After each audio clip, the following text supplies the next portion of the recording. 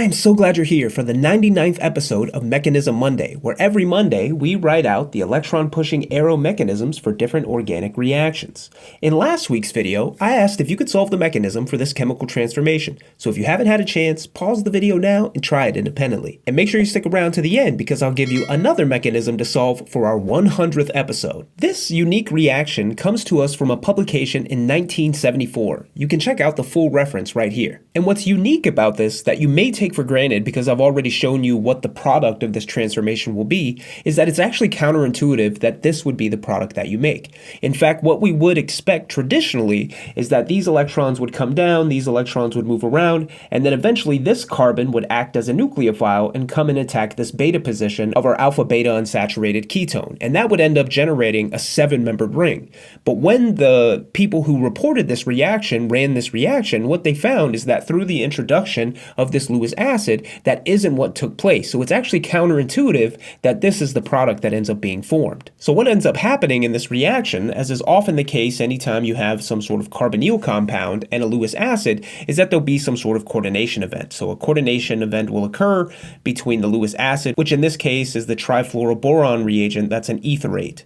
And this coordination is basically going to make this oxygen positively charged. And what this does, just like protonating a carbonyl compound, is kind of turbocharge the electrophilicity or the reactivity of these carbonyl compounds. So the counterintuitive step that happens next is that just like you would predict traditionally, this electron donating group can donate its electrons down to form a carbon to oxygen double bond that will necessitate the flow of electrons inside of this benzene ring. And then rather than these pi electrons coming to attack this position, what ends up happening is pretty unique. So at this position, there are two hydrogens. So these electrons will come down to form a brand new carbon to carbon double bond. And rather than this carbon attacking this beta position, what ends up happening is kind of like a 1,5 hydride shift. So instead, this hydride will actually come and do this attack, which will then kick over these pi electrons, just like in traditional conjugate addition reactions, thus kicking up these pi electrons to oxygen. And we call it a 1,5 hydride shift, which is the common way, and you can draw this in a cyclic structure to see if it works out,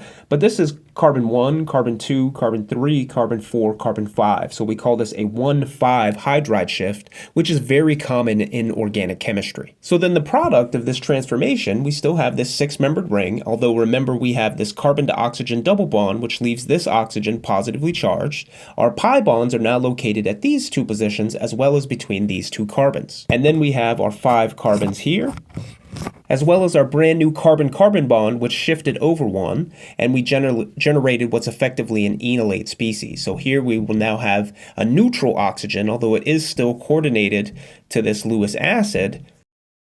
And then just like you see in other alpha carbon type chemistry, either Michael additions or aldol reactions, what ends up happening is that these electrons can actually shift back down, and this will allow this enolate to react at the alpha carbon position, which is going to be this carbon, by attacking this position, re-kicking up these pi electrons, kicking over these pi electrons, and also kicking back up those pi electrons to oxygen. And in fact, that's the final step of this transformation that ends up getting us to this counterintuitive product. So ultimately, you can think of this as a Lewis acid catalyzed Michael reaction, where first you have our electron donating event taking place, which causes an electron flow through the benzene ring to allow for that 1,5 hydride shift to occur, rather than a conjugate addition at this carbon position. And from here, our enolate species can react via the alpha carbon to come and reform the aromatic ring, which would drive this reaction forward to end up giving us this counterintuitive product. If you enjoyed this week's mechanism, give it a thumbs up down below. And for next week, actually, I'd like to keep it a surprise, but I'll give you a hint. There's actually going to be a couple of famous chemists from YouTube that you're going to find in this video. Remember, we're celebrating the 100th episode of Mechanism Monday, so comment down below if you think you know who those special guest appearances might be, and make sure that you're subscribed to the channel so that you don't miss out on that very special edition of Mechanism Monday. I'll see you next week.